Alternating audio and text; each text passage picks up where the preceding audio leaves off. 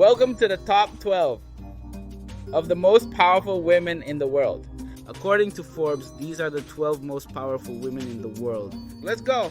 Number 12, Kristalina Georgieva, Managing Director, IMF. Bulgarian economist and former CEO of the World Bank, Georgieva has been the Managing Director of the International Monetary Fund since October 2019.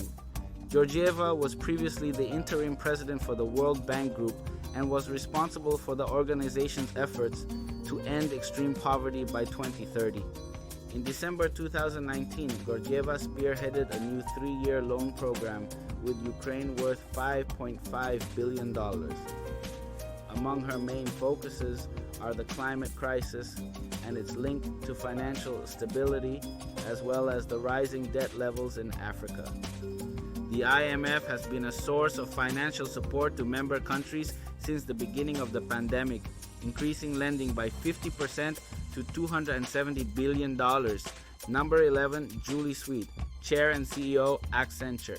Julie Sweet became the CEO of global services company Accenture in September 2019. Before becoming CEO, Sweet served as Accenture's General Counsel and its head of North America, the company's largest market. Sweet also serves on the Business Roundtable, the World Economic Forum's International Business Council, and Catalyst's Board of Directors. Diversity is a priority for Sweet. A culture of equality helps everyone. It is not a zero-sum game, she has told Forbes. Number 10, Melinda French Gates, co-chair, Bill and Melinda Gates Foundation. Melinda French Gates is one of the most powerful women in philanthropy as co-chair of the Bill and Melinda Gates Foundation. In May 2021, Bill and Melinda Gates announced they were getting divorced but will still remain co-chairs of the foundation. After they announced the divorce, Bill transferred at least $5 billion worth of stock in various public companies to Melinda. As part of the foundation's mission to help all people lead healthy, productive lives, she has devoted much of her work to women's and girls' rights. In her next chapter, Melinda French Gates' mission is to close the funding gap for female founders through her investment and incubation company, Pivotal Ventures. Number 9, Mary Barra, CEO, General Motors, GM's. CEO since 2014, Barra is the first woman to lead one of the big 3 automakers in the US. Barra has invested billions in electric vehicles and self-driving cars. GM aims to produce 1 million EVs by the end of 2025, the company said in late 2023. Barra first started working at GM in 1980 as a student in their co-op program. The first division she worked under was Pontiac Motors.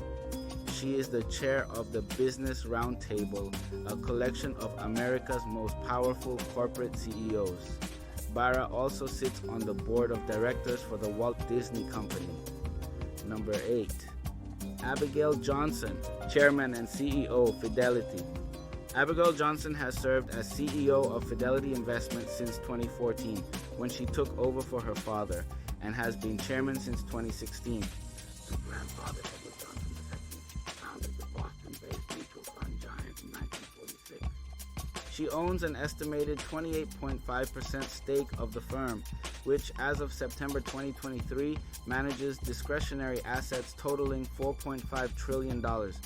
Johnson has embraced cryptocurrencies, and in 2018, Fidelity launched a platform that allows institutional investors to trade Bitcoin and Ether. She worked summers at Fidelity through college and joined full-time as an analyst in 1988 after receiving a Harvard MBA. Number 7, Jane Fraser, CEO, Citi.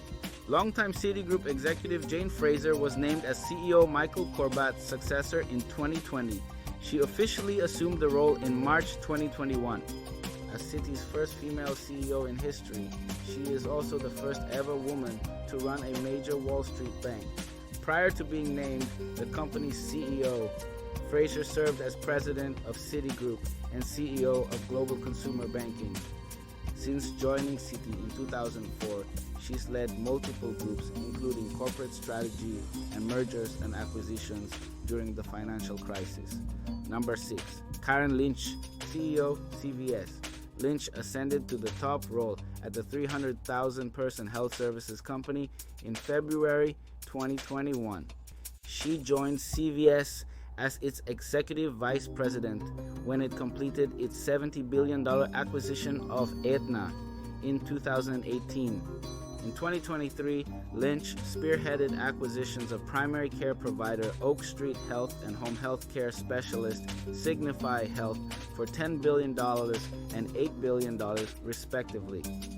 Lynch is a member of the Business Roundtable, the World Economic Forum Global Coalition for Value in Healthcare Executive Board, and is also part of the Boston College Women's Council. She began her career with Ernst & Young as a certified public accountant. Number 5. Taylor Swift. Musician Taylor Swift became a billionaire in October 2023 thanks to the earnings from her Eras tour and the value of her music catalog. Swift is the first musician to make the ranks solely based on her songs and performances. Her fortune includes more than $500 million in estimated wealth amassed from royalties and touring, plus a music catalog worth $500 million and some $125 million in real estate. In 2021, Swift began releasing re-records of her first 6 albums in order to regain their ownership rights.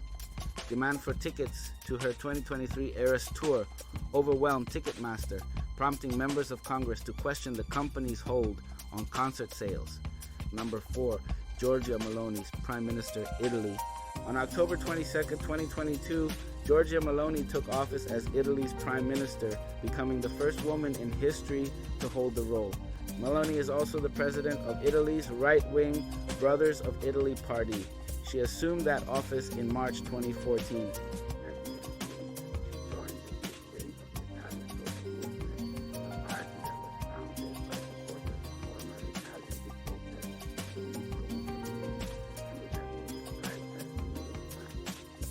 Yes to natural families, no to the LGBT lobby, yes to sexual identity, no to gender ideology, she said in a June 2022 speech, leading to fear that her election will erode women's and LGBTQ rights. In November of 2023, she backed a constitutional reform proposal that would allow for the direct election of the Prime Minister. She called it an effort to reduce Italy's political instability. Number 3. Kamala Harris, Vice President, United States. On January 20th, 2021, Harris became the first woman, the first black person, and the first South Asian American to become U.S. Vice President. She's no stranger to firsts. In 2016, Harris was the first Indian American woman to be elected to the United States Senate. And in 2010, Harris became the first African American and first woman to serve as California's Attorney General. Harris is a California native. She was born in Oakland to immigrant parents. Her mom was from India and her dad was from Jamaica. As a Howard University alumna, Harris is the first graduate of a historically black college or university to hold the vice presidency. Number 2, Christine Lagarde, President, European Central Bank. Lagarde became the first woman to head the European Central Bank on November 1st, 2019. As head of European monetary policy, Lagarde faces a critical test, ensuring economic growth in a high inflation environment. From 2011 until mid-2019, Lagarde ran the International Monetary Fund that works to ensure the stability of the global monetary system. She was the first woman to hold that position. In analyzing the 2008 financial crisis, Lagarde has pointed to groupthink in the male-dominated industry and called for gender reform. Number 1, Ursula von der Leyen, President, European Commission, European Union. Ursula von der Leyen was appointed President of the European Commission, the executive branch of the European Union, in July 2019. She is the first woman to serve in the role, which is responsible for legislation affecting more than 450 million Europeans. From 2005 until 2019, von der Leyen served in Angela Merkel's cabinet, the longest tenure of any cabinet member. For the last 6 years of her time in the cabinet, she was Germany's defense minister. She spearheaded a €750 billion COVID relief bill in 2020, and in 2022 became one of the West's staunchest supporters of Ukraine amid Russia's unprovoked invasion.